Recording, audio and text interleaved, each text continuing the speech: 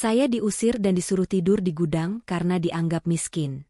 Tapi saat mertua masuk ruang rapat untuk memohon dana, dia nyaris pingsan melihat siapa bos besar di kursi utama.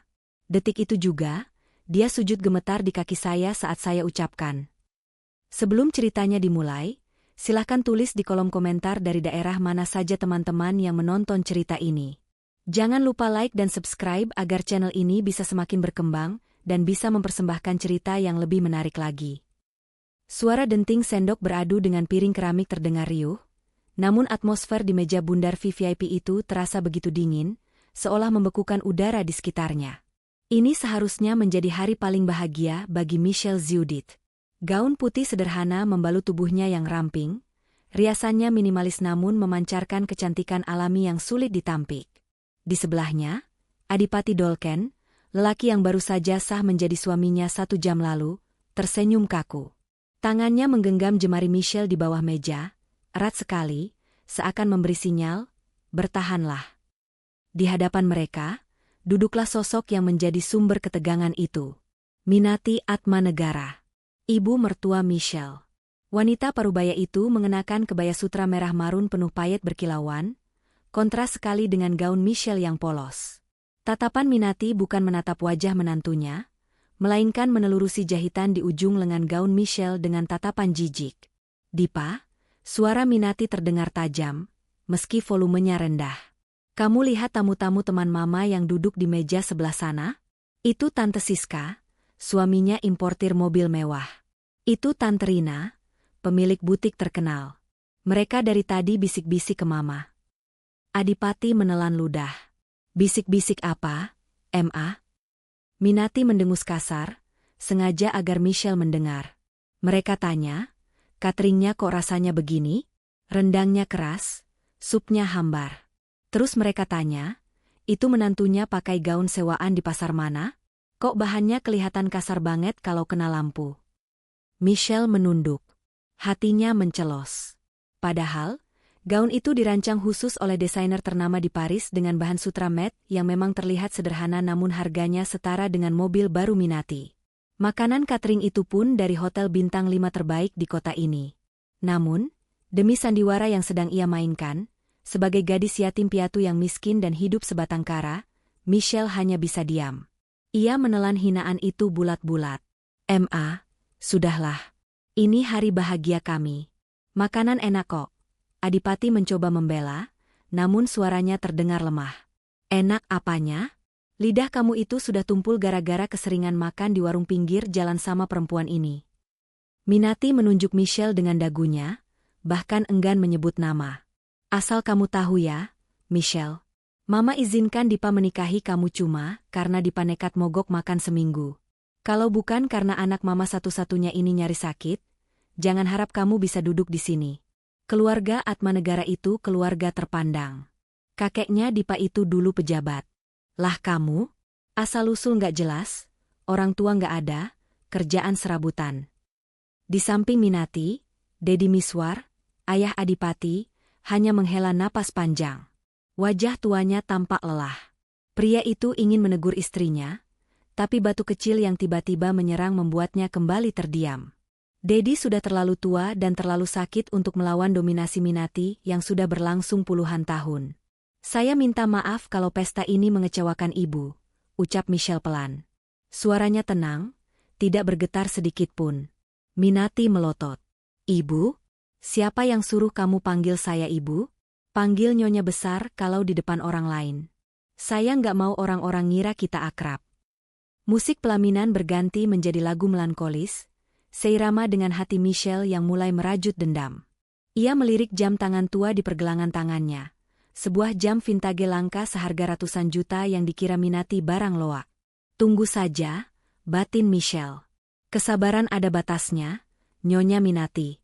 Sinar matahari pagi baru saja menyelinap masuk melalui celah gorden rumah mewah bergaya klasik milik keluarga Atmanegara.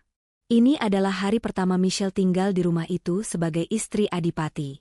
Jam dinding baru menunjukkan pukul 5 pagi, tapi teriakan melengking sudah terdengar dari arah dapur. Bei Inah, Bei Ina Aah, kemana si orang tua ini? Michelle yang baru saja selesai mandi dan masih mengenakan daster sederhana, bergegas turun ke lantai bawah. Di dapur, ia melihat Minati sedang berkacak pinggang di depan meja makan yang masih kosong. "Ada apa, Nyonya?" tanya Michelle. Minati menoleh, matanya memindai Michelle dari ujung rambut sampai ujung kaki. "Ngapain kamu berdiri di situ kayak patung? Mana sarapan? Mana kopi saya?" "Bei Inah belum datang, Nyonya." Minati tersenyum miring, senyum yang membuat bulu kuduk meremang. "Bei Inah? Sudah saya pecat tadi malam, tepat setelah kalian masuk kamar pengantin." Michelle terbelalak. "Dipecat? Kenapa?" "Bei Inah kan sudah kerja 10 tahun di sini," kata Mas Dipa. "Karena sekarang sudah ada kamu," jawab Minati enteng. Ia berjalan mendekat, lalu menepuk pipi Michelle pelan namun merendahkan. "Dengar ya, kamu masuk rumah ini bawa badan doang. Nggak bawa harta, nggak bawa modal usaha buat Dipa. Jadi, kamu harus tahu diri.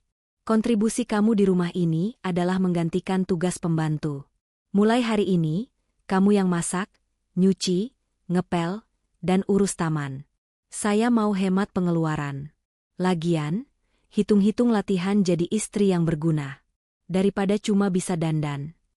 Darah Michelle berdesir panas. Ia pemilik MZ Group, perusahaan yang membawahi ratusan properti dan hotel.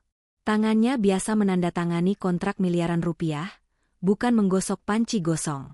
Tapi, ia ingat misinya. Ia ingin tahu seberapa tulus Adipati mencintainya, dan seberapa busuk hati ibu mertuanya ini sebelum ia membuka kartu asnya. "Baik, Nyonya. Saya akan siapkan sarapan," jawab Michelle singkat. "Bagus. Saya mau nasi goreng kampung, tapi bumbunya diulek, jangan pakai blender.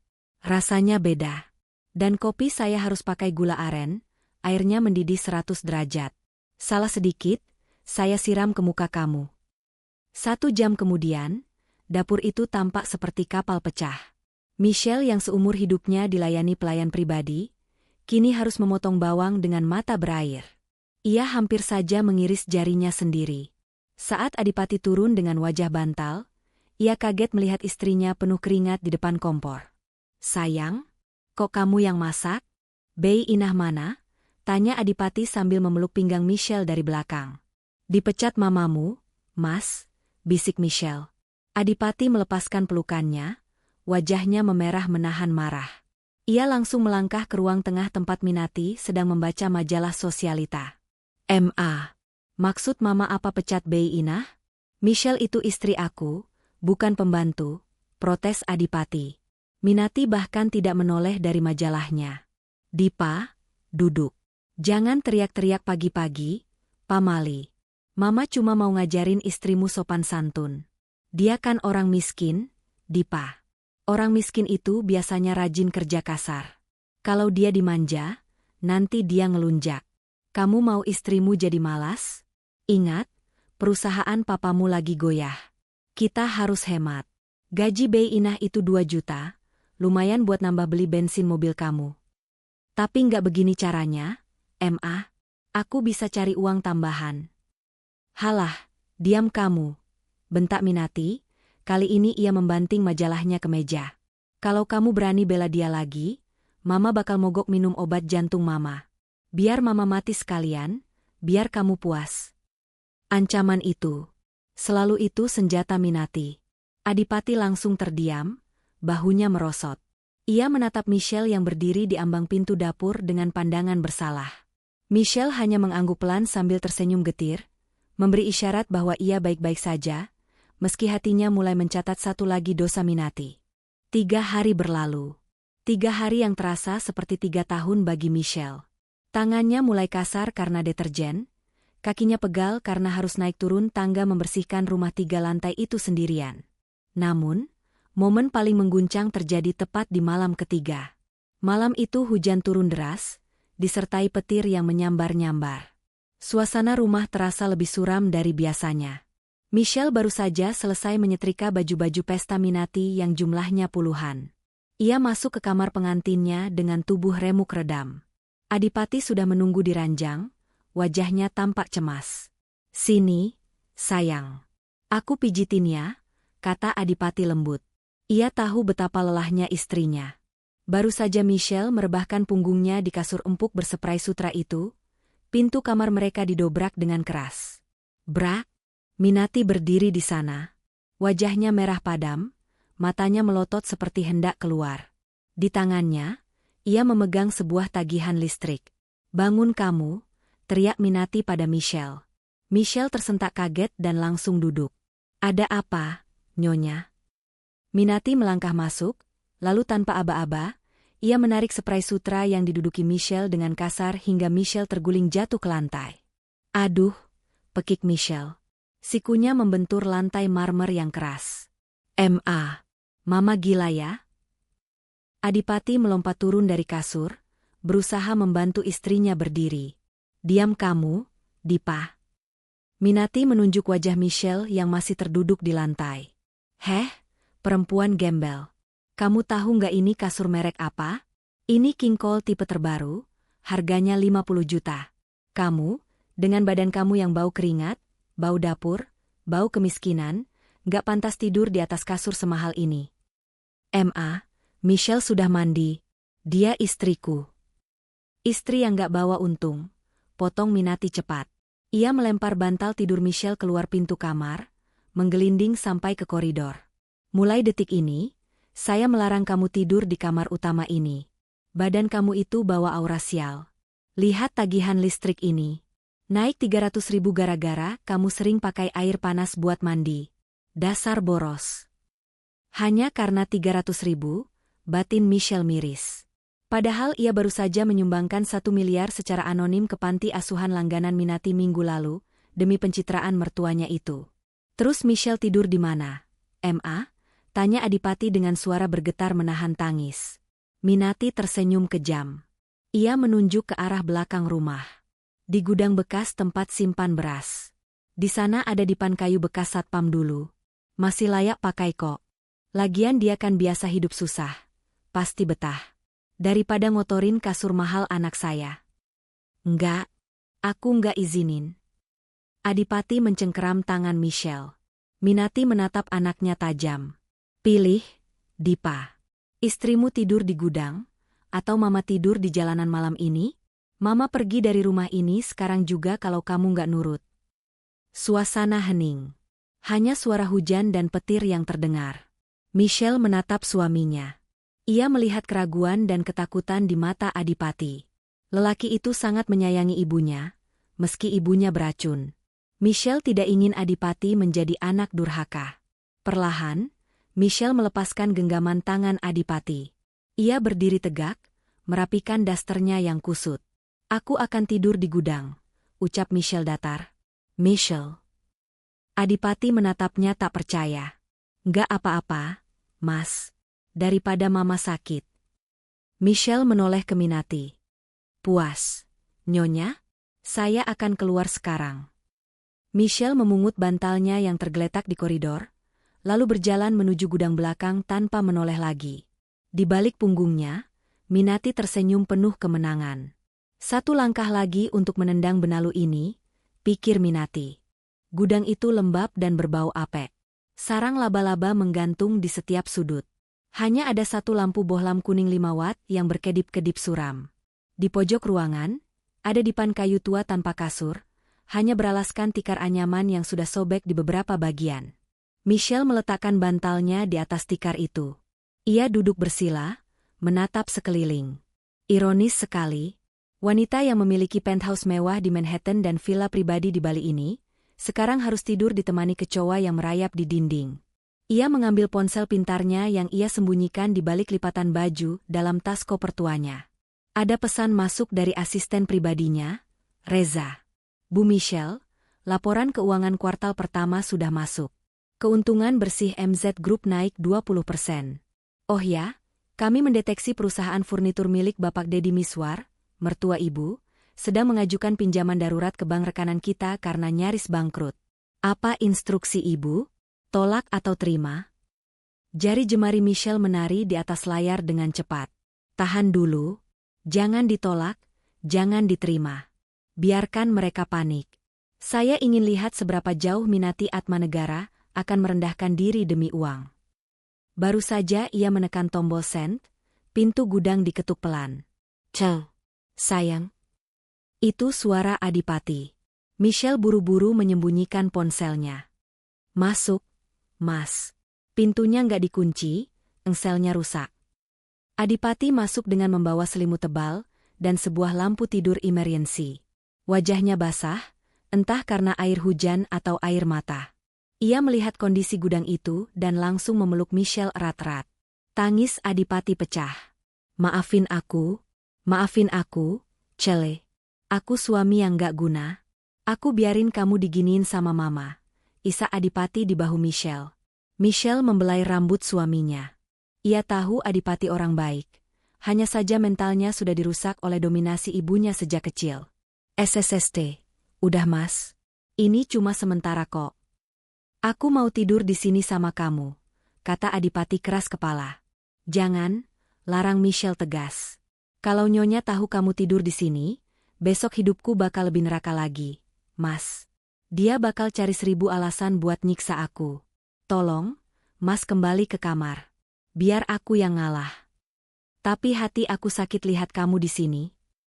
Kalau kamu sayang sama aku, kamu harus kuat. Fokus urus perusahaan papa. Katanya lagi krisis. Kan? Buktikan ke mamamu kalau kamu bisa sukses tanpa harus injak-injak orang lain. Kalau kamu sukses, mamamu mungkin akan lebih dengar omonganmu." Adipati menatap mata istrinya dalam-dalam. Ia melihat kekuatan yang aneh di sana. Kekuatan yang tidak seharusnya dimiliki oleh gadis miskin biasa. "Kamu benar. Aku akan kerja keras. Aku bakal bawa kita keluar dari rumah ini secepatnya. Pegang janji aku." Adipati mengecup kening Michelle lama, lalu dengan berat hati meninggalkan gudang itu. Setelah Adipati pergi, Michelle menatap langit-langit gudang yang bocor, menampung tetesan air hujan dengan ember bekas cat. "Kerja keras saja tidak akan cukup untuk melawan iblis seperti ibumu, Mas," gumam Michelle pelan. "Butuh kekuasaan. Dan untungnya, aku punya itu." Pagi harinya, suasana rumah mendadak sibuk. Minati menyuruh Michelle membersihkan ruang tamu sampai mengkilap, mengeluarkan toples-toples kristal, dan menyiapkan camilan mahal. "Akan ada tamu penting," kata Minati sambil mematut diri di cermin. "Dia anak teman arisan mama dulu. Kaya raya, cantik, berpendidikan. Beda jauh sama kamu." Sekitar pukul 10 pagi, sebuah mobil sedan sport berwarna merah menyala berhenti di depan pagar. Seorang wanita muda turun dengan gaya bak selebriti papan atas. Dia mengenakan kacamata hitam lebar, gaun mini branded, dan menenteng tas yang logonya terpampang nyata. Itu Naysila Mirdad. Sepupu jauh keluarga Atmanegara yang sebenarnya keluarganya sudah bangkrut 5 tahun lalu, tapi masih hidup dalam penyangkalan dan utang demi gaya hidup. "Tante Minati," seru Naysila dengan suara dibuat-buat manja, lalu cipika-cipiki dengan Minati. "Ya ampun, Nay, kamu makin cantik, makin glowing. Pakai skincare apa sih? Pasti mahal ya," puji Minati berlebihan. "Ah tante bisa aja. Ini cuma perawatan rutin di klinik Swisscock. Murah cuma 50 juta sekali datang." Bohong Naysila tanpa kedip. Padahal bedaknya tebal untuk menutupi jerawat akibat produk murah. Mereka duduk di ruang tamu. Michelle datang membawakan nampan berisi teh dan kue kering. Ini siapa Tan? Pembantu baru?" tanya Naysila sambil menatap Michelle dari atas ke bawah dengan tatapan meremehkan. Minati tertawa renyah. "Bisa dibilang begitu. Tapi sayangnya, ini istrinya Dipa." "Hah? Dipa nikah sama ginian?" Naysila menutup mulutnya pura-pura kaget. Ya ampun, Dipa selera humornya aneh banget ya sekarang. Sayang banget. Padahal dulu aku kira Dipa bakal cari yang selevel sama keluarga tante. Darah Michelle bergolak, tapi ia tetap menunduk, meletakkan cangkir teh dengan hati-hati. Kamu?" bentak Naysila tiba-tiba pada Michelle. "Kalau nuang teh itu lihat-lihat dong. Ini hampir kena tas aku. Kalau lecet dikit aja, gajimu 10 tahun gak bakal cukup buat ganti." Padahal Michelle menuang dengan sangat hati-hati dan jaraknya masih jauh dari tas itu. Itu hanya cara Naysila untuk menunjukkan dominasi. "Maaf, Mbak," ucap Michelle singkat. "Mbak? Panggil Nona, koreksi Minati tajam. Dia ini maksud saya, dia ini tamu terhormat. Kamu ke dapur sana, jangan ganggu pemandangan. Michelle berjalan mundur ke dapur. Dari balik sekat ruangan, ia masih bisa mendengar percakapan mereka dengan jelas. Dipa ada di kantor, Nay. Nanti malam dia pulang. Kamu makan malam di sini ya? Tante kangen banget sama kamu. Sekalian nanti kamu cerita-cerita soal bisnis papamu. Siapa tahu bisa kerjasama dengan perusahaan Om Deddy, bujuk Minati. Beres tante. Tenang aja, papaku kenal banyak investor. Urusan kecil lah bantu Dipa, jawab Naysila sombong. Michelle di dapur tersenyum sinis. Ia tahu persis siapa ayah Naysila. Namanya ada dalam daftar hitam blacklist perbankan nasional, karena kasus penipuan investasi bodong. Jadi begitu rencananya, pikir Michelle. Mau menjodohkan Dipa dengan penipu ini? Baik, mari kita lihat siapa yang akan tertawa paling akhir. Michelle mengeluarkan ponselnya lagi. Ia mengetik pesan kepada tim investigasi pribadinya. Cari tahu semua utang Naysila Mirdad dan ayahnya. Kumpulkan bukti penipuan mereka. Aku butuh datanya lengkap sebelum makan malam nanti. Perang dingin di rumah itu baru saja dimulai, dan Minati tidak sadar bahwa ia baru saja mengundang serigala masuk ke kandang singa. Suasana di ruang kerja Deddy Miswar, ayah Adipati, terasa mencekam seperti sedang berada di dalam ruang sidang pengadilan. Asap rokok mengepul tebal, padahal dokter sudah melarang keras Deddy merokok. Namun malam ini, pria tua itu tidak peduli. Di hadapannya, tertumpuk berkas-berkas dengan cap merah bertuliskan, peringatan sita jaminan. Kita tamat, Dipa. Tamat, suara Deddy parau, matanya kosong menatap lembaran kertas di meja. Ban menolak perpanjangan tenor utang. Vendor kayu memutus pasokan karena kita nunggak 3 bulan. Kalau minggu depan tidak ada dana segar 20 miliar, pabrik akan disegel. Adipati duduk di sofa kulit dengan kepala tertunduk dalam, menjambak rambutnya sendiri karena frustrasi. Dipa sudah coba hubungi teman-teman kuliah Dipa, Pak. Tapi nggak ada yang bisa bantu angka segitu. Ekonomi lagi lesu. Tiba-tiba pintu ruang kerja terbuka lebar. Minati masuk dengan wajah berang, diikuti Michelle yang membawa nampan berisi obat untuk Deddy. Ini semua gara-gara dia. Minati menunjuk Michelle dengan telunjuknya yang runcing. Sejak perempuan sial ini masuk rumah kita, rezeki kita seret. Aura kemiskinannya itu nular. Pak, dulu perusahaan Papa Jaya, tapi begitu dipanika sama gembel ini, langsung anjlok. Michelle meletakkan nampan di meja dengan tangan gemetar. Ma, ini murni masalah manajemen bisnis global. Nggak ada hubungannya sama mistis atau aura. Diam kamu. Tahu apa kamu soal bisnis? Bentak Minati.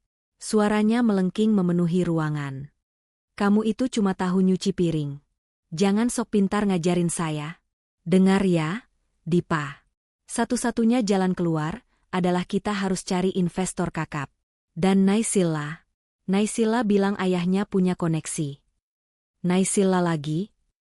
Adipati mendongak, matanya lelah. Ma, Naysila itu cuma hura-hura. Mana ngerti dia soal investasi pabrik furnitur. Jangan sembarangan kamu. Naysila itu lulusan luar negeri, bela Minati membabi buta. Besok Naysila mau datang bawa kabar baik. Mama peringatkan kamu, Dipa. Bersikaplah manis sama dia. Kalau perlu, buang jauh-jauh status suami kamu itu sebentar. Prioritas kita sekarang adalah uang, bukan perasaan istri kamu yang gak guna ini. Deddy Miswar terbatuk-batuk hebat hingga wajahnya memerah.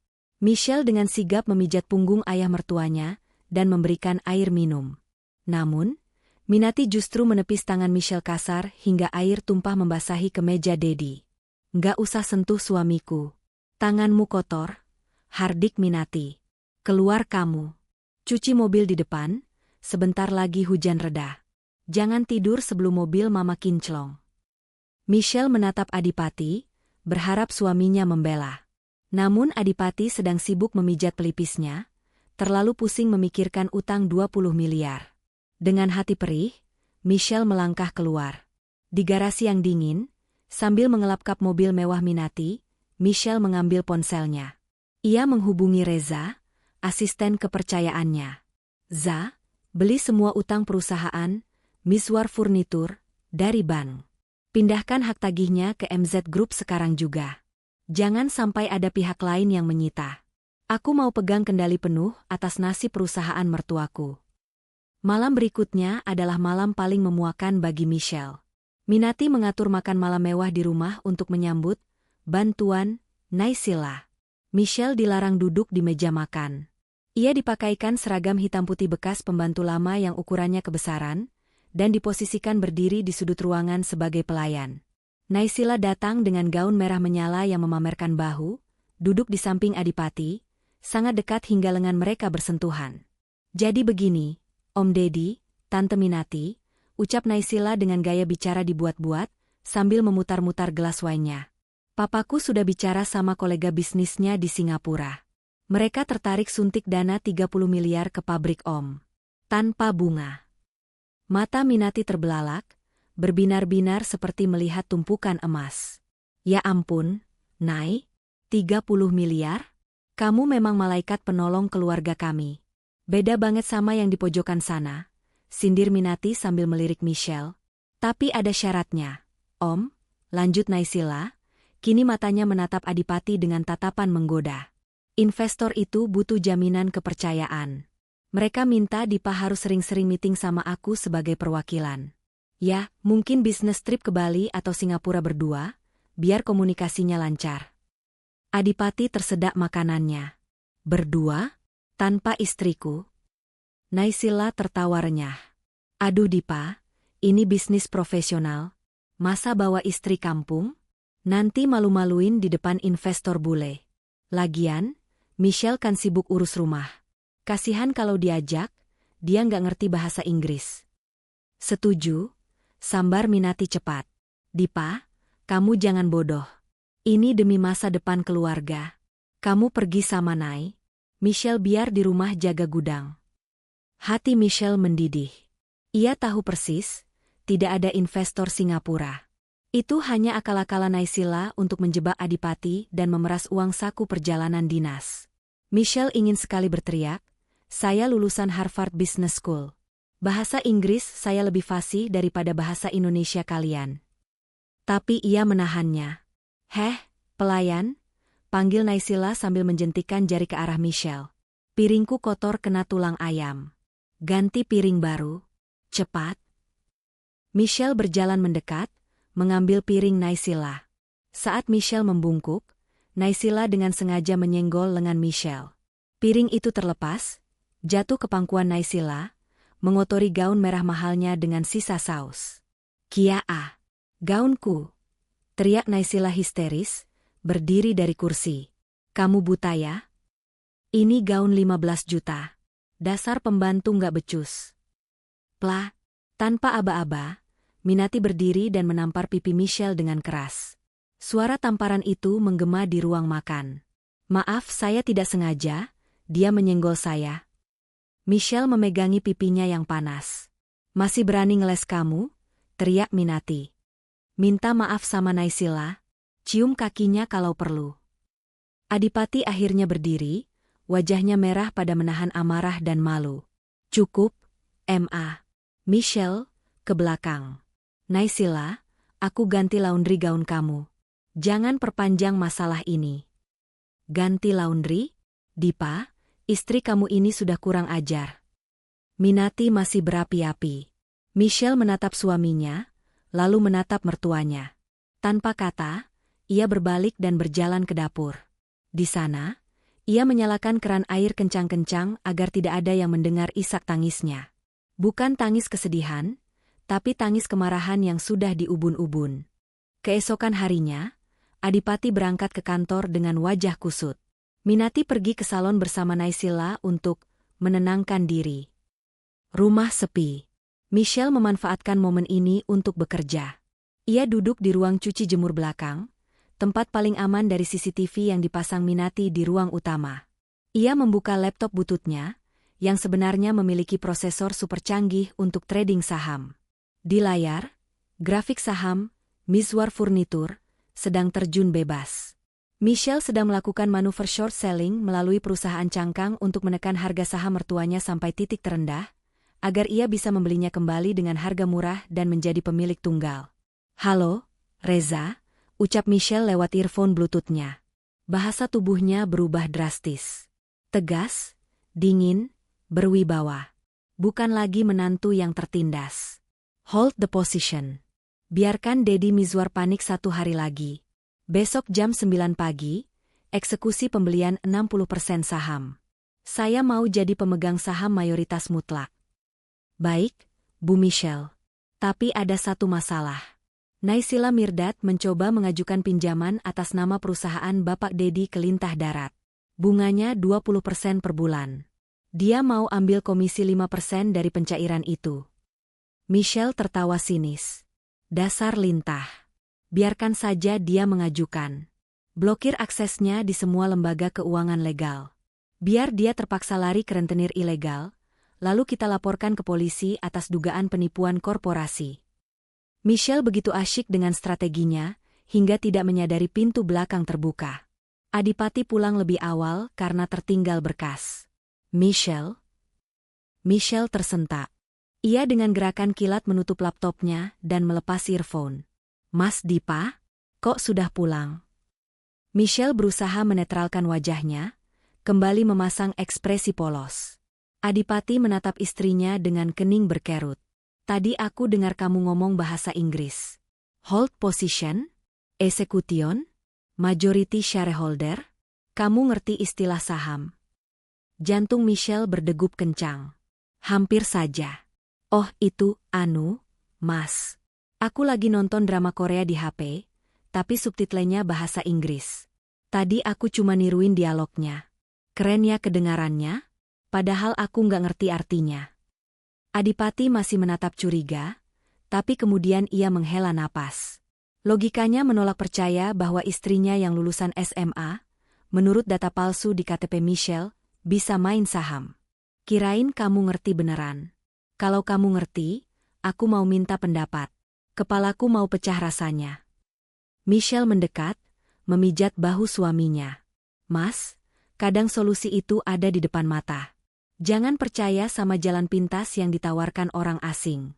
Percaya sama hati nurani Mas sendiri." Adipati menatap mata Michelle. Ia merasakan kedamaian di sana. "Andai Mama bisa melihat ketulusan kamu, Cele. Maafin aku ya, belum bisa kasih kamu kebahagiaan." "Nanti, Mas. Sebentar lagi kita akan bahagia. Dengan cara aku," bisik Michelle dalam hati. 2 hari kemudian, bencana itu datang. Siang itu terik sekali. Minati baru pulang dari arisan sosialita dengan wajah masam. Ternyata di arisan, ia dipameri cincin berlian baru oleh temannya. Egonya terusik. Sesampainya di rumah, ia langsung menuju kamarnya untuk mengambil koleksi perhiasannya, ingin memakainya nanti malam biar tidak kalah saing. Tiba-tiba, teriakan Minati memecahkan keheningan siang bolong. "Maling! Ada maling di rumah ini." Michelle yang sedang mengepel lantai ruang tamu kaget setengah mati. Adipati dan Deddy yang sedang diskusi di ruang tengah pun terlonjak. Minati turun tangga dengan napas memburu. "Cincin. Cincin berlian blue sapphire Mama hilang. Itu harganya 200 juta. Siapa yang ambil?" Semua mata tertuju pada satu orang. "Michelle." "Aku nggak ambil, Ma," ucap Michelle tenang, meski ia tahu arahnya kemana. "Alah bohong." Naysila tiba-tiba muncul dari kamar tamu. "Tante, tadi pagi aku lihat Michelle masuk ke kamar Tante pas Tante lagi mandi. Katanya mau beres-beres, tapi gerak-geriknya mencurigakan banget." "Itu fitnah keji. Michelle memang masuk, tapi untuk mengantar handuk bersih atas perintah Minati sendiri. Geledah dia, perintah Minati pada satpam rumah yang berdiri di pintu. Bukan, jangan satpam. Nay, kamu geledah tas gembel ini. Geledah kamarnya di gudang." Michelle ditarik paksa. Tas koper bututnya di gudang ditumpahkan isinya ke lantai. Baju-baju lusuh berserakan. Naysila mengaduk-aduk isinya dengan kaki, lalu memungut sebuah amplop coklat tebal dari bawah tumpukan baju dalam. Wah, lihat ini Tante," seru Naysila. Ia membuka amplop itu. Isinya gepokan uang merah. Uang tunai 50 juta rupiah. Semua orang terbelalak. Adipati bingung. Minati murka. 200 juta cincin saya hilang, dan kamu punya uang 50 juta. Jual di mana kamu hah? Pasar gelap? Minati menjambak rambut Michelle. Itu uang tabunganku. Michelle mencoba membela diri. Itu adalah uang saku cash yang selalu ia bawa untuk keadaan darurat, sisa kembalian dari belanja tas Hermesnya bulan lalu yang tidak ia masukkan ke bank. Tabungan? Jangan ngelawak kamu. Minati tertawa menghina. Kerja serabutan, suami nggak kasih nafkah banyak. Bisa punya 50 juta? Kalau bukan nyuri, pasti kamu melacur ya? Jack. Kata itu menusuk lebih tajam dari pisau. Adipati menatap istrinya dengan pandangan nanar. Cele, jujur sama aku. Uang itu dari mana? Kamu nggak mungkin. Mas, kamu percaya sama tuduhan kotor itu? Tanya Michelle, matanya berkaca-kaca menahan amarah. Aku nggak mencuri, dan aku nggak melacur. Terus dari mana uang sebanyak itu? Bentak Deddy Miswar, yang biasanya diam kini ikut terpancing emosi karena kehilangan aset berharga. Saya nggak bisa jelaskan sekarang. Tapi demi Tuhan, saya tidak mengambil cincin ibu. Panggil polisi, teriak Minati. Saya mau dia di penjara. Biar membusuk di sel. Jangan, Ma. Adipati berlutut di kaki ibunya. Jangan polisi. Malu sama tetangga kalau tahu menantu kita pencuri. Kita selesaikan kekeluargaan saja. Kekeluargaan? Dia bukan keluarga saya. Minati menendang koper Michelle. Oke, nggak lapor polisi. Tapi kembalikan sisa uangnya. Mana 150 jutanya lagi? Saya tidak mengambilnya. Michelle meninggikan suaranya untuk pertama kali. Matanya menatap tajam ke arah Naysila. Ia melihat senyum tipis di bibir Naysila. Ia tahu, Naysila lah yang mengambil cincin itu. Malam itu, Michelle dikurung di gudang. Dikunci dari luar. Minati menyita uang 50 juta itu sebagai ganti rugi sementara, meskipun nilainya tidak sepadan. Michelle duduk di atas tikar dalam kegelapan. Tidak ada lagi air mata. Air matanya sudah kering. Yang tersisa hanyalah dingin yang membeku di dadanya. Ia meraba saku celananya. Untungnya, Minati terlalu bodoh untuk menggeledah badan secara menyeluruh. Ponsel pintar Michelle masih aman di saku celana jeansnya. Ia membuka notifikasi. Pesan dari Reza masuk. Bu, kami sudah melacak pergerakan Naysila. Dia baru saja menggadaikan cincin berlian dengan ciri-ciri persis milik mertua ibu di sebuah pegadaian di daerah Jakarta Barat, 2 jam yang lalu. Kami punya rekaman CCTV-nya. Senyum Michelle merekah dalam kegelapan. Bukti sudah di tangan. Tapi ia belum mau mengeluarkannya sekarang. Itu terlalu mudah. Ia ingin menghancurkan mereka pelan-pelan, saat mereka merasa sedang di puncak kemenangan. Bagus, Reza. Simpan buktinya. Tebus cincin itu, simpan di brankas saya. Sekarang, jalankan rencana B, akuisisi perusahaan Miswar Furnitur besok pagi. Dan kirim undangan rapat pemegang saham darurat ke rumah ini jam 7 pagi. Siap, Bu. Undangan atas nama siapa? Atas nama pemilik baru, MZ Group. Michelle mematikan ponselnya. Ia berdiri, berjalan ke arah pintu gudang yang terkunci, lalu mengintip dari celah lubang kunci ke arah rumah utama yang terang benderang. Ia bisa mendengar tawa Naysila dan Minati yang sedang merayakan kemenangan, mereka menyingkirkan Michelle. Tertawalah sepuas kalian malam ini, desis Michelle pelan, suaranya penuh ancaman yang mengerikan. Karena besok, kalian akan menangis darah. Kalian pikir kalian mengurung tikus di gudang? Tidak. Kalian sedang mengurung singa yang siap menerkam. Di kamar utama, Adipati tidak bisa tidur. Ia menatap langit-langit kamar, bayangan wajah kecewa Michelle menghantuinya. Kenapa kamu punya uang sebanyak itu? Cele? Siapa kamu sebenarnya? Gumam Adipati. Keraguan mulai menggerogoti hatinya, tapi cinta di hatinya masih berteriak bahwa istrinya tidak bersalah. Adipati bangun, berniat ke gudang untuk meminta penjelasan diam-diam. Tapi langkahnya terhenti saat mendengar ibunya menelepon seseorang di ruang tengah. Iya, Jeng. Si gembel itu sudah saya kurung. Besok mau saya usir. Naysila siap gantiin posisi dia. Iya dong, Naysila kan anak orang kaya, bawa hoki. Pokoknya Dipa harus cerai. Tangan Adipati mengepal. Ia sadar, ini bukan soal cincin. Ini adalah konspirasi untuk menyingkirkan istrinya. Di dalam gudang, Michelle menatap jam dinding tua yang berdetak. Ti-to. Waktu penghakiman telah tiba. Matahari pagi belum tinggi, tapi keributan di ruang tamu kediaman Miswar sudah pecah. Bukan keributan amarah seperti biasanya, melainkan keributan penuh euforia. Sebuah kurir dengan seragam rapi dan mobil box berlogo emas baru saja mengantarkan sebuah amplop hitam besar bertekstur beludru. Minati Atmanegara menerima amplop itu dengan tangan gemetar saking antusiasnya. Di bagian depan amplop, tertera tulisan tinta emas timbul. Undangan VIP, rapat pemegang saham luar biasa akuisisi utang PT Miswar Furnitur. Pak, Dipa, lihat ini. Pekik Minati, suaranya melengking memenuhi rumah. Doa Mama terkabul. Ada investor besar yang mau melunasi utang kita hari ini juga. Tuh kan, Mama bilang apa? Ini pasti berkat Naysila. Adipati yang sedang mengancingkan kemeja kerjanya bergegas turun, diikuti Dedi Miswar yang berjalan tertatih. Mereka mengerumuni amplop itu seolah melihat tiket surga. MZ Group.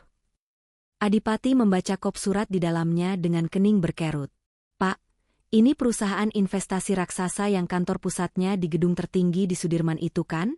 Kok mereka bisa tertarik sama pabrik kecil kita? Ah, kamu ini banyak tanya. Potong Minati cepat. Ia menoleh ke arah Naysila yang sedang duduk santai sambil mengikir kuku. Nay, ini pasti koneksi papa kamu kan? MZ Group ini rekanan papa kamu? Naysila sempat terdiam sejenak. Matanya berkedip bingung. Ia tahu betul ayahnya tidak punya koneksi sekelas MZ Group. Ayahnya hanyalah penipu kelas teri. Tapi melihat kesempatan untuk dipuji, Naysila langsung memasang topengnya. Oh, itu, iya tante. Tentu saja. Naysila tertawa canggung. Papa kemarin bilang dia lobi teman lamanya di MZ Group. Tapi aku nggak nyangka responnya secepat ini. Hebat kan papa aku? Luar biasa. Minati memeluk Naysila erat-erat. Kamu memang pembawa keberuntungan, Nay. Bukan kayak si pembawa sial itu. Mata Minati melirik tajam ke arah pintu dapur. Di sana, Michelle berdiri memegang sapu, menatap adegan itu dengan ekspresi datar. Pakaiannya lusuh, rambutnya diikat asal-asalan. Tidak ada yang tahu bahwa undangan mewah di tangan Minati itu dicetak atas perintah Michelle 1 jam yang lalu. Heh, kamu, bentak Minati pada Michelle. Ngapain melamun? Siapkan jas terbaik Bapak dan Dipa. Kita harus tampil meyakinkan di depan pemilik MZ Group. Jangan sampai ada debu sedikit pun. Michelle mengangguk pelan. Baik, Nyonya. Saat Michelle menyerahkan jas kepada Adipati, ia sempat berbisik pelan, Mas, hati-hati. Jangan tanda tangan apapun tanpa dibaca teliti. Adipati menatap istrinya. Ada rasa bersalah yang mendalam di matanya. Doain aku ya, Cele. Kalau masalah perusahaan ini beres, aku janji akan perbaiki hubungan kita. Dipa, jangan ngobrol sama pembantu. Ayo berangkat, teriak Minati dari teras. Michelle menatap punggung suaminya menjauh. Hubungan kita akan berubah, Mas. Tapi bukan dengan cara yang kamu bayangkan, batin Michelle. 1 jam sebelum keberangkatan ke kantor MZ Group. Mobil sudah dipanaskan. Minati, yang sudah berdandan menor dengan kebaya modern dan sanggul tinggi, tiba-tiba memanggil Michelle ke ruang tengah. Di lantai, sudah tergeletak tas koper butut milik Michelle yang kemarin sempat diacak-acak Naysila. Dengar baik-baik, ucap Minati dingin, tanpa memandang wajah Michelle. Hari ini adalah hari bersejarah buat keluarga kami. Kami akan kembali kaya raya. Dan di kehidupan baru kami nanti, tidak ada tempat untuk gembel seperti kamu. Jantung Michelle berdegup tenang. Ia sudah menduga ini akan terjadi. Maksud ibu? Saya mau kamu pergi dari rumah ini. Sekarang, desis Minati. Ia menendang koper Michelle hingga tergeser ke arah pintu. Saya sudah muak lihat muka kamu. Saya muak lihat Dipa jadi lembek karena kamu. Setelah kami pulang dari meeting dan bawa uang miliaran, saya akan urus perceraian kamu sama Dipa. Tapi Mas Dipa suami saya, Bu. Dia yang berhak memutuskan, jawab Michelle tegas. Dipa itu anak saya. Hartanya harta saya. Kamu nggak punya hak. Minati mendekatkan wajahnya ke wajah Michelle, matanya menyalang penuh kebencian. Kecuali, kalau kamu bisa bawa uang 1 miliar tunai ke hadapan saya sekarang juga, mungkin saya pertimbangkan kamu jadi pembantu seumur hidup di sini. Bisa? Hah? Nggak bisa kan? Naysila yang berdiri di belakang Minati tertawa mengejek. Udahlah Cele, sadar diri. Mending lo balik ke kolong jembatan asal lo. Adipati yang baru keluar dari kamar mandi kaget melihat koper istrinya di pintu. Apa-apaan ini? Kenapa koper Michelle di luar? Mama usir dia, Dipa. Dan kali ini keputusan Mama bulat. Pilih Mama atau perempuan ini? Kalau kamu pilih dia, jangan harap kamu dapat warisan sepeser pun dari perusahaan yang bakal sukses nanti. Adipati terdiam. Ia terjepit. Di satu sisi ia mencintai Michelle. Di sisi lain, ia butuh uang untuk menyelamatkan nama baik ayahnya yang sakit-sakitan. Dan ia pikir, jika perusahaan selamat, ia bisa menjemput Michelle lagi nanti. Pergilah dulu, Cele. Ucap Adipati lirih, tidak berani menatap mata istrinya. Nanti aku cari kamu. Jawaban itu adalah paku terakhir di peti mati kesabaran Michelle terhadap suaminya. Michelle tersenyum tipis. Senyum yang sangat misterius. Ia meraih gagang kopernya. Baik. Saya pergi. Tapi ingat kata-kata saya, Nyonya Minati, Tuan Dedi, dan Mas Dipa. Jangan pernah memohon saya untuk kembali. Karena saat kita bertemu lagi, posisi kita tidak akan sama. Hah? Mimpi? Cibir Minati. Sana pergi. Jangan kotori lantai teras saya. Michelle melangkah keluar rumah dengan kepala tegak. Ia tidak menoleh ke belakang. Di luar pagar, sebuah taksi hitam Alphard dengan kaca gelap sudah menunggunya. Bukan taksi biasa, melainkan jemputan pribadi. Begitu pintu mobil tertutup, Michelle melepas ikat rambut karetnya, membiarkan rambut indahnya terurai. Ia mengambil sunglasses dari dashboard. Ke kantor pusat, Pak Joko, perintah Michelle pada sopirnya. Lewat jalur cepat. Saya harus sampai di sana sebelum tamu-tamu saya datang. Siapkan tim makeover di ruangan pribadi saya. Gedung MC Tower menjulang tinggi membelah langit Jakarta. Kaca-kacanya berkilauan memantulkan sinar matahari, simbol kekuasaan dan uang yang tak terbatas. Minati, Dedi, Adipati, dan Naysila turun dari mobil tua mereka di lobi utama. Mereka tampak kecil dan kerdil dibandingkan kemegahan gedung itu. Gila mewah banget, gumam Naysila. Kakinya sedikit gemetar. Ia mulai panik. Ia takut kebohongannya terbongkar jika pihak MZ Group menanyakan siapa ayahnya. Minati berjalan membusungkan dada, seolah ia pemilik gedung. Ia menghampiri resepsionis cantik di meja marmer. Saya Minati Atmanegara, calon besan pemilik MZ Group. Kami ada janji rapat penting, ucapnya angkuh. Resepsionis itu mengecek komputer, lalu tersenyum sopan namun dingin. Oh, keluarga dari PT Mizwar Furnitur? Silakan naik ke lantai 40. Ruang meeting VVIP 1. Tapi mohon maaf, prosedur kami ketat. Tas dan handphone harap dititipkan di loker. Tidak boleh ada rekaman. Ribet banget sih, gerutu Minati, tapi ia menurut. Mereka naik lift kaca yang melesat cepat. Telinga mereka berdengung. Sesampainya di lantai 40, suasana berubah hening dan dingin. Karpet tebal meredam suara langkah kaki. Lukisan-lukisan abstrak seharga miliaran rupiah tergantung di dinding. Mereka dipersilakan masuk ke ruang rapat raksasa dengan meja oval sepanjang 10 meter. Kursi-kursinya terbuat dari kulit asli. Pemandangan kota Jakarta terlihat jelas dari dinding kaca. Duduklah, kata Dedi gugup. Mana pemiliknya? Kok sepi? Sudah 30 menit mereka menunggu. Hanya disuguhi air mineral mahal. Minati mulai gelisah. Nay, coba kamu telepon papamu. Tanya teman dia yang punya MZ Group ini siapa namanya? Kok kita didiamkan lama banget? Desak Minati. Naysila berkeringat dingin. Bedaknya mulai luntur. Itu Tan, papa lagi di luar negeri, susah sinyal. Sabar aja Tan, orang kaya kan emang sibuk. Adipati mengetuk-ngetuk meja dengan gelisah. Pikirannya melayang pada Michelle. Sedang di mana dia sekarang? Apa dia sudah makan? Rasa bersalah itu menusuk-nusuk, tapi terlambat. Tiba-tiba, lampu ruangan meredup sedikit, lalu menjadi terang kembali dengan nuansa yang lebih dramatis. Pintu ganda berukiran emas di ujung ruangan terbuka otomatis. Suara langkah sepatu hak tinggi terdengar. Ta, ta, ta.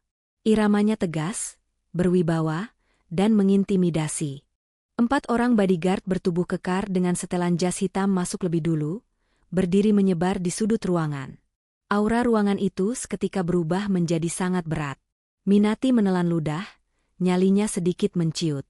Lalu, masuklah seorang sekretaris pria yang membawa tumpukan berkas.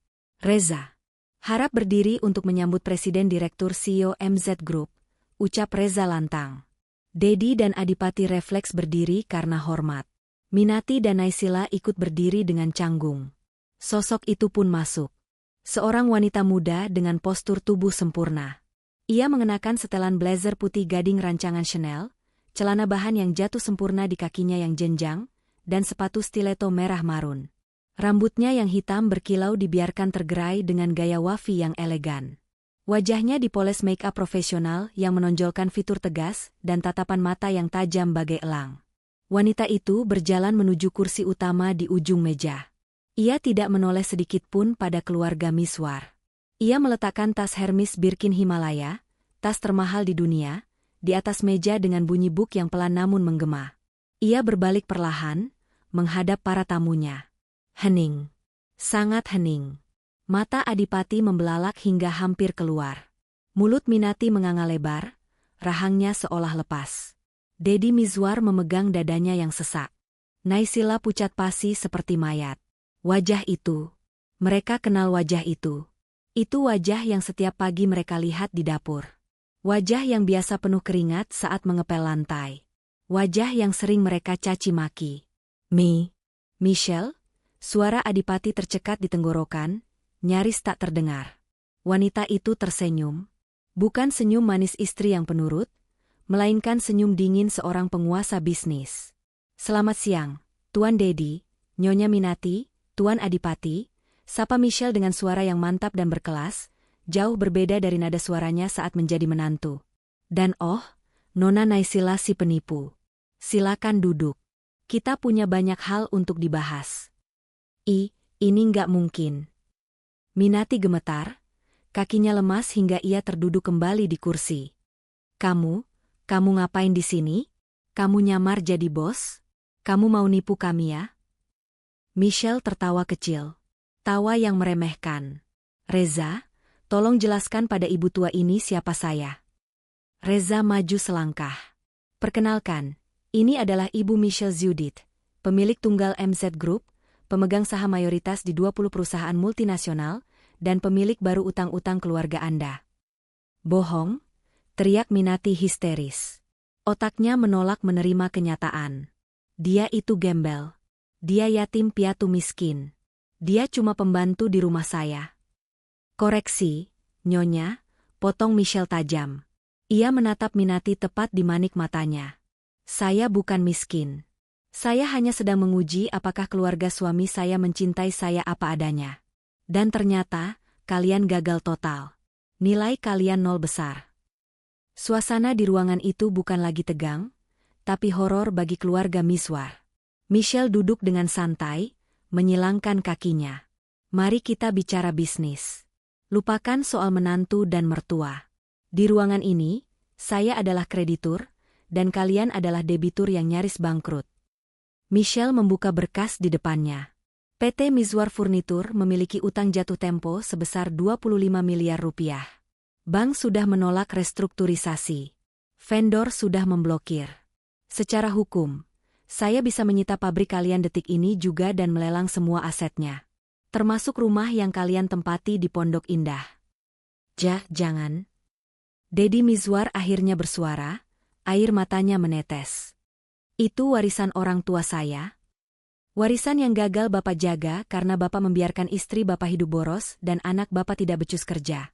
Serang Michelle tanpa ampun. Adipati menatap Michelle dengan pandangan hancur. Cele, kenapa kamu nggak bilang dari awal? Kenapa harus sandiwara begini? Kalau aku bilang aku kaya raya dari awal, apa kamu akan nikahin aku karena cinta, Mas? Atau karena uangku? Sama seperti ibumu yang langsung menjilat Naysila cuma karena dia kelihatan kaya. Michelle melemparkan sebuah amplop coklat ke arah Naysila. Dan bicara soal kaya palsu. Naysila Mirdad. Naysila tersentak. Ayahmu bukan pengusaha. Dia buronan kasus penipuan koperasi simpan pinjam di Jawa Tengah. Dan kamu? Kamu punya utang kartu kredit senilai 500 juta. Gaun yang kamu pakai itu sewaan, tas kamu KW Super, dan mobil yang kamu bawa ke rumah mertuaku itu mobil rental yang belum dibayar 2 bulan. Itu nggak benar. Elak Naysila panik, tapi keringat dinginnya bercucuran. Oh ya? Reza, putar videonya. Layar besar di dinding menyala. Menampilkan rekaman CCTV Pegadaian. Terlihat jelas Naysila sedang menjual cincin berlian milik Minati. Itu cincin Mama. Pekik Minati, menatap layar tak percaya. Ia menoleh ke Naysila dengan tatapan membunuh. Jadi selama ini kamu yang ambil? Kamu fitnah Michelle? Naysila gemetar, tidak bisa menjawab. Kalian lihat betapa bodohnya kalian? Suara Michelle meninggi, menggelegar di ruangan itu. Kalian membuang berlian asli. Saya, demi memungut batu kerikil palsu seperti dia. Kalian hina saya. Kalian suruh saya tidur di gudang. Kalian pecat pembantu biar saya jadi babu. Kalian pikir saya diam karena saya lemah? Tidak. Michelle berdiri, menggebrak meja dengan keras. Brak, saya diam karena saya memberi kalian kesempatan untuk sadar. Tapi tadi pagi, saat kalian mengusir saya demi mengejar uang, saat itulah kalian kehilangan kesempatan terakhir. Minati menangis meraung. Egonya hancur lebur. Ia merasa sangat kecil, sangat hina. Ia baru saja mengusir satu-satunya orang yang bisa menyelamatkan hidupnya. Michelle, Mama minta maaf. Minati mencoba meraih tangan Michelle, tapi ditepis kasar. Jangan sentuh saya, bentak Michelle. Saya belum selesai. Selain pabrik, sertifikat rumah kalian ternyata sudah digadaikan ke bank diam-diam oleh Nyonya Minati untuk biaya gaya hidup sosialitanya. Benar? Adipati dan Deddy menoleh kaget ke arah Minati. Ma, benar itu? Tanya Adipati. Minati menunduk dalam-dalam. Dan tebak siapa yang menebus sertifikat itu dari bank pagi ini. Michelle mengangkat sebuah map hijau bersampul Badan Pertanahan Nasional. Saya. Jadi secara hukum, rumah yang kalian tinggali sekarang adalah milik saya. Sah. Jadi? Adipati tergagap. Kami numpang di rumah kamu. Tepat sekali, jawab Michelle dingin. Ia kembali duduk dan menatap mereka satu persatu dengan tatapan pemangsa. Sekarang, nasib kalian ada di ujung jari saya. Apakah saya akan mengusir kalian ke jalanan seperti kalian mengusir saya tadi pagi? Atau saya penjarakan kalian semua atas tuduhan penipuan dan penggelapan? Ruangan itu hening mencekam. Minati, yang biasanya garang, kini merosot dari kursinya, jatuh berlutut di lantai karpet yang tebal. Ia bersujud. Benar-benar bersujud di arah kaki Michelle.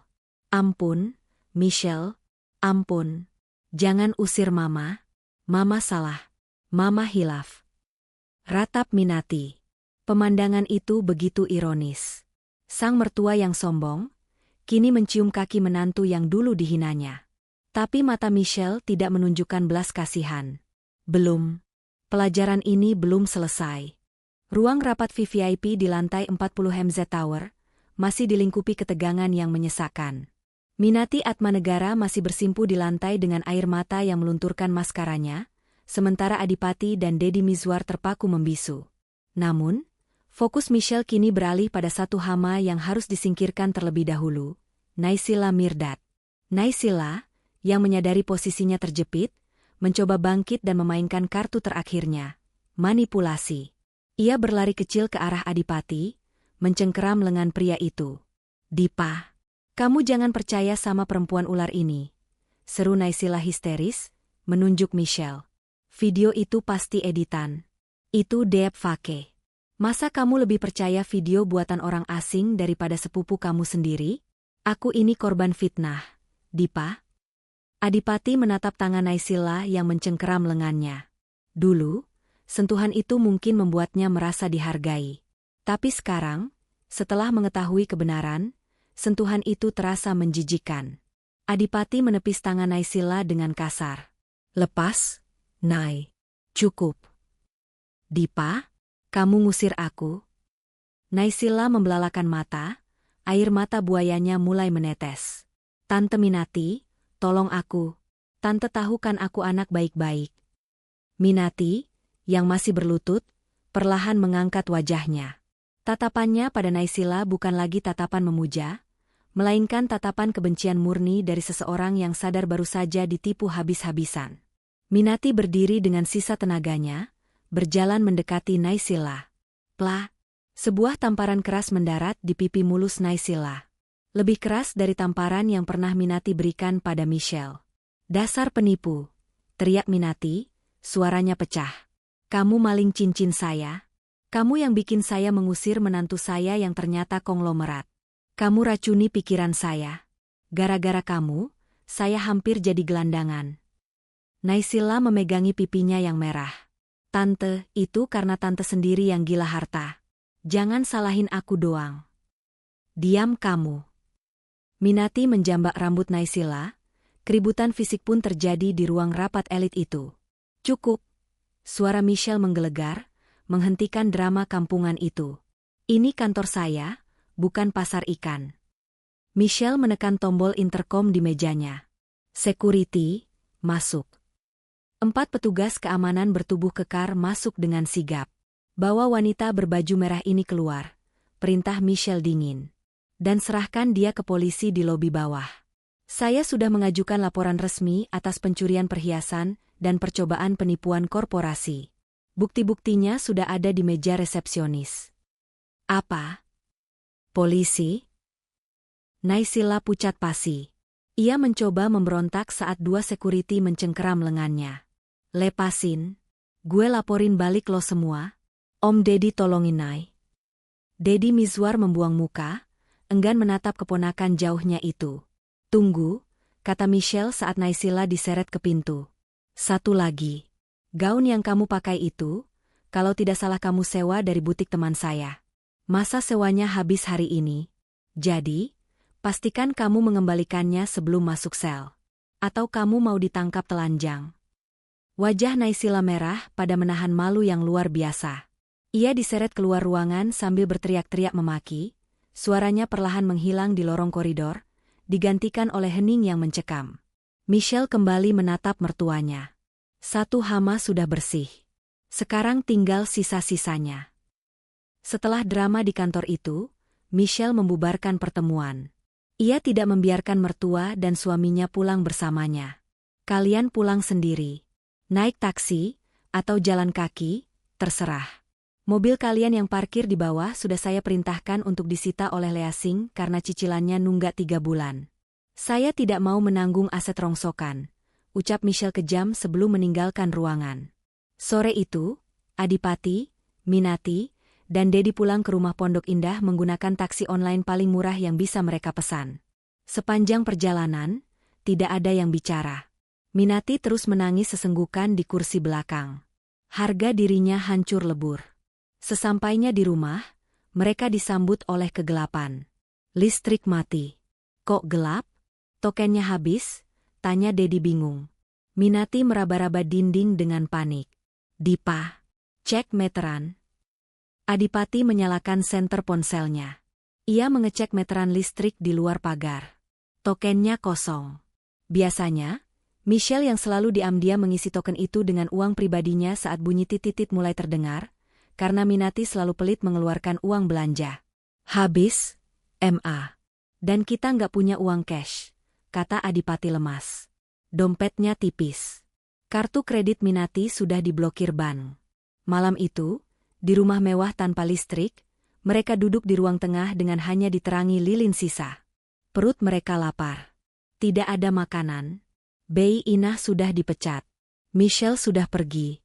Biasanya jam segini Michelle bawain teh hangat. Gumam Dedi pelan, suaranya menyayat hati. Biasanya dia lagi masak makan malam di dapur. Diam, Pak. Jangan sebut nama dia. Sentak Minati, tapi suaranya lemah, tidak bertenaga. Dia itu iblis. Dia sengaja nyiksa kita. Dia bukan iblis, Ma. Adipati akhirnya meledak. Ia berdiri, bayangannya memanjang di dinding karena cahaya lilin. Dia malaikat yang Mama perlakukan kayak sampah. Mama sadar nggak sih? Kita numpang di rumah ini karena belas kasihan dia. Kalau Michelle mau, dia bisa kunci gerbang ini dan kita tidur di selokan malam ini. Minati menangis makin keras. Terus Mama harus gimana, Dipa? Mama malu. Mama sudah hina dia habis-habisan. Sementara itu, di sebuah penthouse mewah di kawasan Senopati, Michelle sedang berendam di jacuzzi air hangat dengan aroma lavender. Di tangannya ada segelas champagne mahal. Pemandangan lampu kota Jakarta berkelap-kelip di balik kaca jendela raksasa. Ponselnya bergetar. Pesan dari Adipati. Cele, aku minta maaf. Rumah gelap, Mama nangis terus, Papa batuk-batuk. Kamu ada di mana? Boleh aku jemput? Michelle membaca pesan itu, lalu meletakkan ponselnya tanpa membalas. Ia menatap buih sabun di tangannya. Sakit kan, Mas? Gumamnya pada kesunyian. Sakit rasanya diabaikan? Itu yang aku rasakan setiap malam di gudang berdebu kalian. Michelle menutup matanya, menikmati kemewahan yang menjadi haknya. Malam ini, ia tidur di kasur king cole aslinya. Sementara mertuanya yang sombong sedang merasakan panas dan nyamuk di rumah yang bukan lagi milik mereka. Pelajaran baru dimulai. 3 hari berlalu. 3 hari tanpa listrik, tanpa air bersih, karena pompa air butuh listrik, dan makan seadanya dari sisa uang receh. Kondisi Minati kacau balau. Rambutnya lepek, wajahnya kusam, bajunya kusut. Ia tidak berani keluar rumah, karena takut ditanya tetangga kenapa rumahnya gelap gulita. Pagi itu, Reza, asisten Michelle, datang ke rumah itu. Ia tidak masuk, hanya berdiri di balik pagar. Permisi. Saya diutus Ibu Michelle, kata Reza pada Adipati yang keluar dengan wajah brewokan tak terurus. Michelle mana? Saya mau ketemu istri saya, seru Adipati. Ibu sedang sibuk. Ibu berpesan, jika kalian ingin listrik menyala kembali dan status kepemilikan rumah ini dibicarakan, Ibu Minati harus datang ke lobi MZ Tower jam 12 siang ini. Sendirian? Mau ngapain? Tanya Minati curiga, muncul dari balik pintu. Datang saja. Kalau tidak datang, besok truk pengangkut barang akan datang untuk mengosongkan isi rumah ini. Pilihan di tangan Anda. Reza berbalik dan pergi. Jam 12 siang. Lobi MZ Tower sedang ramai. Karyawan sedang jam istirahat makan siang. Banyak orang berlalu lalang. Minati datang dengan baju terbaik yang tersisa, meski terlihat agak lusuh karena disetrika manual tanpa listrik, menggunakan panci panas. Michelle sudah menunggu. Bukan di ruang rapat tertutup, tapi di sofa lounge terbuka di tengah lobi, di mana semua orang bisa melihat. Michelle duduk santai membaca majalah bisnis, ditemani 2 bodyguard. Minati mendekat dengan langkah berat. Kakinya gemetar melihat tatapan orang-orang. Michelle. Panggil Minati lirih. Michelle tidak menoleh. Ia membalik halaman majalahnya. Oh, sudah datang? Silakan bicara. Waktu saya mahal. Kita bicara di ruangan aja ya? Malu dilihat orang, bisik Minati memohon. Michelle menutup majalahnya, lalu menatap Minati tajam. Malu? Waktu ibu teriak-teriak menghina saya di pesta pernikahan, ibu tidak malu? Waktu ibu seret saya keluar rumah di depan tetangga, ibu tidak malu? Kenapa sekarang mendadak punya urat malu? Suara Michelle cukup keras, hingga beberapa karyawan menoleh dan mulai berbisik-bisik. Maafin Mama, Cele. Air mata Minati tumpah. Maaf untuk apa? Yang spesifik, tuntut Michelle. Minati menarik napas panjang. Ia tahu ini adalah hukuman publiknya. Dengan sisa harga dirinya yang sudah diinjak-injak, Minati perlahan menekuk lututnya. Di lantai marmer lobi yang dingin, di depan resepsionis, satpam, dan karyawan MZ Group, Minati Atmanegara bersimpuh. Mama minta maaf. Isak Minati keras. Mama minta maaf sudah menghina kamu miskin. Mama minta maaf sudah memfitnah kamu mencuri. Mama minta maaf sudah memperlakukan kamu seperti binatang. Tolong jangan usir kami.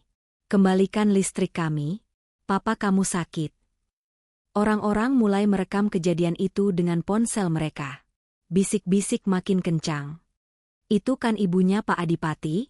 Kok sujud sama menantunya? Michelle membiarkan Minati bersujud selama 1 menit penuh. Menikmati momen di mana kesombongan wanita itu runtuh tak bersisa. Kemudian, Michelle berdiri. Ia tidak membantu Minati bangun. Ia hanya menunduk dan berkata dingin. Bangun. Jangan bikin lantai kantor saya basah karena air mata buaya ibu. Listrik akan saya nyalakan hari ini. Tapi ingat, itu bukan gratis. Itu utang. Dan ada harga yang harus dibayar untuk atap yang menaungi kepala kalian. Michelle memberi isyarat pada Reza. Reza menyerahkan sebuah map tebal kepada Minati yang masih gemetar di lantai. Bawa pulang ini, suruh Adipati baca dan tanda tangan. Kalau dia setuju, kalian boleh tinggal. Kalau tidak, silakan cari kardus bekas. Michelle berbalik dan berjalan menuju lift pribadi, meninggalkan mertuanya yang menjadi tontonan satu kantor. Malam harinya, listrik di rumah Pondok Indah sudah menyala. Air sudah mengalir. Deddy Mizwar sudah bisa tidur nyenyak dengan AC. Namun, di ruang makan, suasana tegang kembali terjadi saat Adipati membaca dokumen yang diberikan Michelle. Dokumen itu berjudul, Perjanjian Pranikah, Amandemen, Kontrak Penggunaan Aset Properti. Gila. Desis Adipati saat membaca poin-poinnya. Apa isinya? Dip? Tanya Dedi cemas. Adipati membacakan dengan suara bergetar. Pemisahan harta mutlak. Seluruh aset yang dimiliki Michelle, termasuk rumah ini dan pelunasan utang perusahaan, adalah milik pribadi Michelle dan tidak bisa diklaim sebagai harta gonogini jika terjadi perceraian. Status penghuni, Minati dan Dedi diizinkan tinggal di rumah tersebut dengan status penghuni tamu. Hak kepemilikan penuh ada pada Michelle. Michelle berhak mengusir mereka kapan saja jika terjadi kekerasan verbal atau psikologis terhadapnya di masa depan. Pengendalian perusahaan, 80% saham PT Mizwar Furniture diambil alih oleh MZ Group. Adipati tetap menjabat sebagai direktur, tapi statusnya adalah karyawan yang digaji profesional, bukan pemilik. Semua keputusan strategis harus disetujui Michelle. Larangan intervensi, Minati Atmanegara dilarang keras mencampuri urusan rumah tangga Adipati dan Michelle. Dilarang masuk ke kamar utama, dilarang mengatur menu makanan, dan dilarang mempekerjakan memecat asisten rumah tangga tanpa izin Michelle. Kurang ajar. Minati memukul meja, meski tenaganya lemah. Ini sama saja Mama jadi numpang di rumah sendiri. Mama nggak punya kuasa apa-apa. Adipati menatap ibunya dengan tatapan lelah. Ma, sadar diri. Ini memang bukan rumah kita lagi. Sertifikatnya sudah atas nama Michelle. Mama mau tanda tangan ini, atau kita tidur di jalanan. Minati terdiam. Bibirnya gemetar. Ia menatap sekeliling rumah mewahnya. Ia tidak bisa membayangkan hidup di kontrakan sempit. Ia tidak bisa hidup tanpa AC dan air hangat.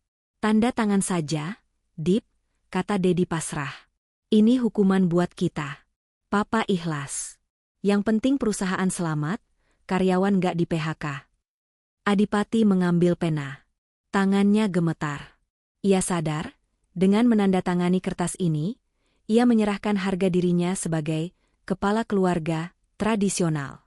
Tapi ia juga sadar, inilah satu-satunya cara untuk menebus dosa-dosanya pada Michelle dan menyelamatkan keluarganya. Sret, sret. Tanda tangan dibubuhkan.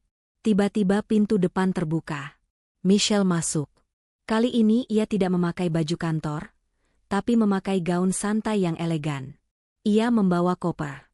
Bukan koper bututnya dulu, tapi koper Louis Vuitton. Sudah ditandatangani? Tanya Michelle datar. Adipati menyerahkan map itu. Sudah, Ce. Aku setuju semua syarat kamu. Michelle memeriksa dokumen itu, lalu tersenyum tipis. Bagus. Ia menoleh ke arah Minati. Mulai besok, Bei Inah akan kembali bekerja di sini. Saya sudah panggil dia balik dengan gaji 3 kali lipat. Ibu tidak perlu masak, tidak perlu nyuci. Ibu cukup duduk manis, nonton TV, dan tutup mulut. Mengerti? Minati menunduk, tidak berani menatap mata menantunya. Mengerti, Michelle. Bagus. Kamar utama saya pakai kembali. Mas Dipa, tolong angkat koper saya ke atas. Saya lelah. Adipati tertegun sejenak. Dulu, ibunya yang selalu menyuruh Michelle. Sekarang, Michelle yang memerintah. Dan anehnya, Adipati merasa lega. Baik, sayang. Aku bawakan. Adipati mengangkat koper itu dengan patuh, mengikuti istrinya naik ke lantai atas. Meninggalkan Minati yang duduk terpaku di ruang makan, menyadari bahwa ratu di rumah ini telah berganti. 6 bulan berlalu. Suasana di kediaman Mizwar telah berubah total. Tidak ada lagi teriakan-teriakan melengking Minati di pagi hari. Wanita parubaya itu kini lebih banyak menghabiskan waktu di taman belakang, merawat anggrek. Ia menjadi pendiam, sangat sopan, bahkan cenderung takut jika berpapasan dengan Michelle. Trauma akan ancaman pengusiran dan rasa malu yang mendalam telah meruntuhkan arogansinya. Dedi Mizwar kondisinya membaik. Tanpa stres dikejar utang, kesehatannya pulih. Ia kini menikmati masa tua dengan tenang, sesekali main catur dengan satpam. Di perusahaan, Adipati bekerja lebih keras dari sebelumnya. Di bawah pengawasan ketat manajemen MZ Group, PT Mizwar Furnitur bangkit dari keterpurukan. Adipati belajar menjadi pemimpin yang sesungguhnya, bukan anak mama lagi. Ia tahu, setiap performa buruk akan dilaporkan langsung ke istrinya di kantor pusat. Malam itu, Adipati dan Michelle duduk di balkon kamar utama. Angin malam berhembus sejuk. Terima kasih ya, Cele, ucap Adipati tiba-tiba, memecah keheningan. Michelle menoleh, melepaskan pandangannya dari layar tablet. Untuk apa? Untuk nggak ninggalin aku. Padahal kamu bisa aja cerai sama aku dan cari laki-laki yang lebih kaya atau lebih hebat. Tapi kamu kasih aku kesempatan kedua, walaupun syaratnya berat. Michelle meletakkan tabletnya. Ia menatap suaminya. Tatapannya kini lebih lembut, meski ketegasannya tidak hilang. Aku cinta sama kamu, Mas. Dari dulu. Tapi cinta aja nggak cukup buat pertahanin rumah tangga, kalau salah satu pihak diinjak-injak. Aku lakukan semua ini bukan karena benci, tapi untuk membangun respek. Sekarang, kamu menghargai aku, kan? Adipati menggenggam tangan Michelle, menciumnya dengan takzim. Sangat. Aku hormat sama kamu, sebagai istri dan sebagai atasan aku. Mereka tertawa kecil. Minggu depan ada acara gala dinner pengusaha muda. Kamu mau temani aku? Tanya Michelle. Pasti. Aku bangga gandeng kamu, jawab Adipati. Dari lantai bawah, terdengar suara Minati memanggil Bei Inah dengan suara pelan dan sopan. Bei, tolong kalau sempat buatkan teh ya. Kalau repot nggak usah. Michelle tersenyum puas mendengar itu. Perubahan itu nyata. Ia tidak perlu menjadi jahat selamanya. Ia hanya perlu memegang kendali. Cerita berakhir dengan Michelle menyandarkan kepalanya di bahu Adipati. Mereka bukan pasangan dongeng yang sempurna tanpa cacat. Mereka adalah pasangan yang bertahan melalui badai, di mana sang istri harus menjadi badai itu sendiri untuk menyelamatkan kapalnya. Di meja rias, cincin berlian blue sapphire milik Minati tergeletak manis, kini menjadi milik Michelle sebagai pembayaran bunga utang. Simbol kemenangan sang menantu yang pernah dianggap miskin.